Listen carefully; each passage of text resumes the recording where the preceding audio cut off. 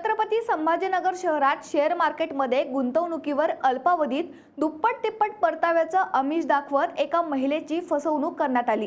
एका महिलेला तब्बल 4,52,00,000 रुपयांचा गंडा घालण्यात आलाय। गारखेडा परिसरातील 45 वर्षीय डॉक्टर महिलेसोबत ही सायबर फसवणुकीची घटना अवघ्या 15 दिवसांच्या कालावधीत घडली। संबंधित महिला आणि व्हॉट्सॲपवरील Z99 HSBC group stock research institute या ग्रुपमध्ये सहभागी झाल्या होत्या।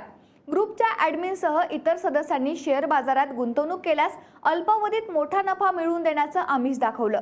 त्यानंतर महिलेकडून एका बनावट ऑनलाईन गुंतवणूक पोर्टलवर खातं उघडून घेत विविध व्यवहारांद्वारे तब्बल 4,52,00,000 रुपये उकळण्यात आले। फसवणूक झाल्याचं लक्षात आल्यानंतर महिलेनं पुंडलिक नगर पोलीस ठाण्यात तक्रार दाखल केली। या प्रकरणी व्हॉट्सॲप ग्रुपच्या ॲडमिनसह संबंधित भामट्यांविरोधात गुन्हा दाखल करण्यात आला असून पोलीस पुढील तपास करत आहेत। दरम्यान अशा प्रकारच्या गुंतवणुकीच्या आमिषांना बळी पडू नये आणि कोणतीही आर्थिक गुंतवणूक करण्यापूर्वी संबंधित संस्थेची खातरजमा करावी असं आवाहन पोलीस उपायुक्त प्रशांत मोहिते यांनी केले। नगर शहरात सागर भामट्यांनी पुन्हा एका महिला डॉक्टरला 4.5 कोटींचा दंड घातलेला काय कधी प्रकरण आहे, काय कारवाई केली आहे आणि या संदर्भात काही रक्कम तुम्ही थांबवण्यात यश आलं आहे? बरोबर आहे। छत्रपती संभाजीनगर शहरातील वैद्यकीय क्षेत्रात असणाऱ्या एका महिलेला व्हॉट्सॲप ग्रुपमध्ये ॲड करण्यात आलं। त्या ग्रुपचं नाव Z99 HSBC group stock research institute असं होतं आणि त्या ग्रुपमध्ये ॲड केल्यानंतर जे इतर मेंबर्स होते ते त्यावर संभाषण करायचे की मला इथे पैसा गुंतवल्यामुळे एवढा फायदा झाला, तेवढा फायदा झाला आणि त्यामुळे त्या महिलेलासुद्धा असं वाटलं की आपण पण इतर मेंबरप्रमाणे पैसे गुंतवायला पाहिजे। मग त्या ग्रुपचे जे ॲडमिन होते त्यांना आमिष दाखवलं की आम्ही जे इन्व्हेस्टमेंट पोर्टल एक तयार केले त्याच्यावर तुम्ही अकाउंट उघडा आणि आम्ही सांगू त्या ठिकाणी शेअर मार्केटमध्ये जर तुम्ही पैसे गुंतवले तर दुप्पट तिप्पट तुम्हाला नफा मिळेल।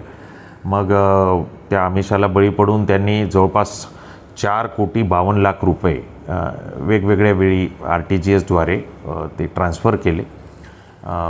त्यांना जेव्हा लक्षात आलं की आपल्याला हे पैसे विड्रॉ करता येत नाहीत आणि आपली फसवणूक झाली, मग त्यांनी सायबर पोलीस स्टेशनला छत्रपती संभाजीनगर आयुक्त कार्यालयातील तिथं संपर्क साधला। त्या आल्या तात्काळ मग सायबर पोलीस स्टेशनद्वारे त्यांची तक्रार NCCRP पोर्टलवर नोंदवण्यात आली आणि त्यांचे जे पैसे गेले होते त्यापैकी 1,31,00,000 रक्कम फ्रीज झाले। ते त्यांना काही दिवसानंतर परत मिळतील। या संदर्भात पुंडलिक नगर पोलीस स्टेशन येथे IT ॲक्ट आणि BNSच्या रिलिव्हंट सेक्शनखाली गुन्हा दाखल केलेला आहे आणि पोलीस तपास करत आहेत। अशा गोष्टी घडून येण्यासाठी नागरिकांना काय आव्हान असेल?